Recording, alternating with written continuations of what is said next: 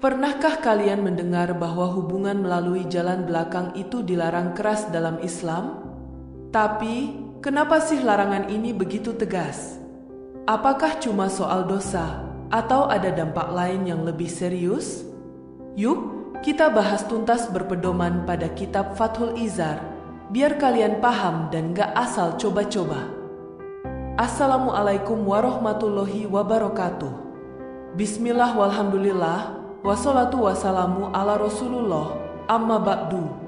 Sahabat yang dirahmati Allah Subhanahu wa Ta'ala, kali ini kita akan membahas topik yang sering kali tabu untuk dibicarakan, namun sangat penting untuk diketahui.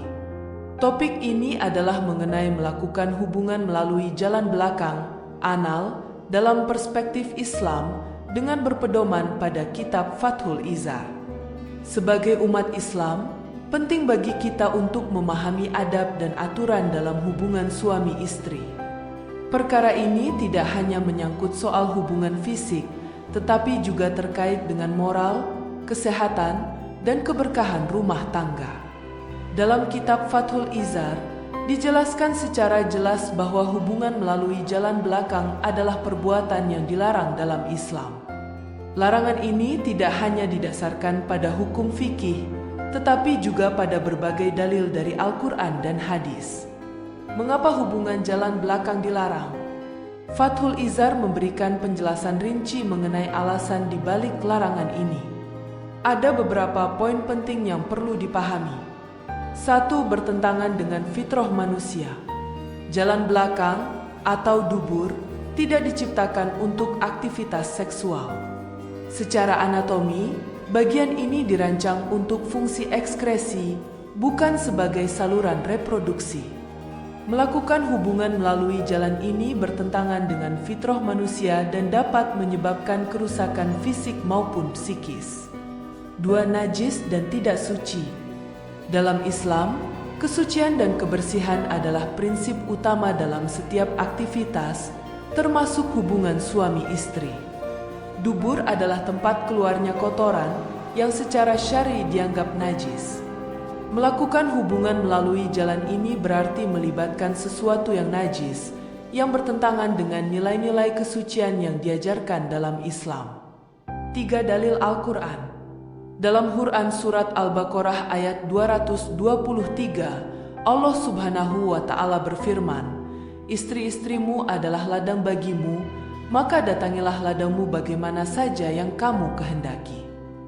Ayat ini menjelaskan bahwa hubungan suami istri adalah bagian dari ibadah, tetapi harus dilakukan pada tempat yang sesuai, yaitu melalui jalan depan yang diciptakan untuk proses reproduksi. 4. Larangan dalam hadis. Dalam hadis yang diriwayatkan oleh Abu Dawud, Rasulullah Shallallahu Alaihi Wasallam bersabda, "Terkutuklah orang yang mendatangi istrinya melalui duburnya." Hadis ini menunjukkan betapa kerasnya larangan tersebut hingga pelakunya disebut sebagai orang yang terkutuk. Larangan ini juga ditegaskan dalam hadis lain yang diriwayatkan oleh Ibnu Majah. Allah tidak melihat kepada seorang lelaki yang mendatangi istrinya melalui duburnya. Dampak negatif hubungan jalan belakang. Fathul Izar juga menjelaskan dampak negatif dari hubungan melalui jalan belakang, baik dari segi fisik, psikologis, maupun spiritual. Berikut ini adalah beberapa dampaknya. 1. Dampak fisik. Secara medis, hubungan melalui jalan belakang dapat menyebabkan berbagai gangguan kesehatan, seperti luka, infeksi, dan kerusakan pada jaringan dubur. Kondisi ini tidak hanya menyakitkan, tetapi juga dapat berisiko menyebabkan komplikasi serius. 2. Dampak psikologis. Hubungan ini seringkali menimbulkan ketidaknyamanan atau bahkan trauma bagi salah satu pihak, khususnya istri. Dalam jangka panjang, hal ini dapat merusak keharmonisan rumah tangga. 3. Dampak spiritual. Dari sisi spiritual, melakukan hal yang dilarang oleh syariat dapat menjauhkan pelakunya dari keberkahan Allah Subhanahu wa Ta'ala. Hubungan suami istri seharusnya menjadi sarana untuk mendekatkan diri kepadanya, bukan sebaliknya.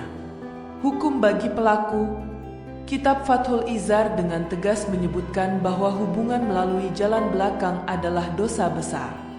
Suami yang memaksa istrinya untuk melakukan hal ini tidak hanya melanggar syariat, tetapi juga melanggar hak istri. Dalam Islam, seorang istri berhak menolak jika diminta untuk melakukan sesuatu yang bertentangan dengan hukum agama. Bagi pelaku yang terlanjur melakukannya, wajib bagi mereka untuk segera bertaubat kepada Allah Subhanahu wa Ta'ala dengan taubat nasuha. Taubat ini harus disertai dengan penyesalan mendalam, meninggalkan perbuatan tersebut, dan bertekad untuk tidak mengulanginya di masa depan.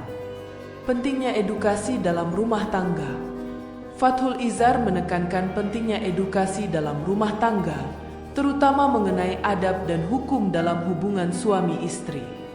Edukasi ini tidak hanya membantu pasangan untuk memahami hak dan kewajiban masing-masing, tetapi juga melindungi mereka dari perbuatan yang dilarang. Suami sebagai pemimpin rumah tangga memiliki tanggung jawab besar untuk memastikan bahwa semua aktivitas dalam rumah tangga, termasuk hubungan suami istri, berjalan sesuai dengan syariat. Penjelasan dalam konteks kehidupan modern.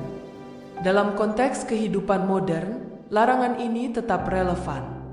Di tengah arus informasi yang begitu cepat, banyak pasangan yang terpapar pandangan-pandangan atau praktik-praktik yang bertentangan dengan ajaran Islam. Oleh karena itu, penting bagi setiap pasangan untuk kembali merujuk kepada sumber-sumber yang terpercaya, seperti kitab Fathul Izar, dalam menjalani kehidupan berumah tangga.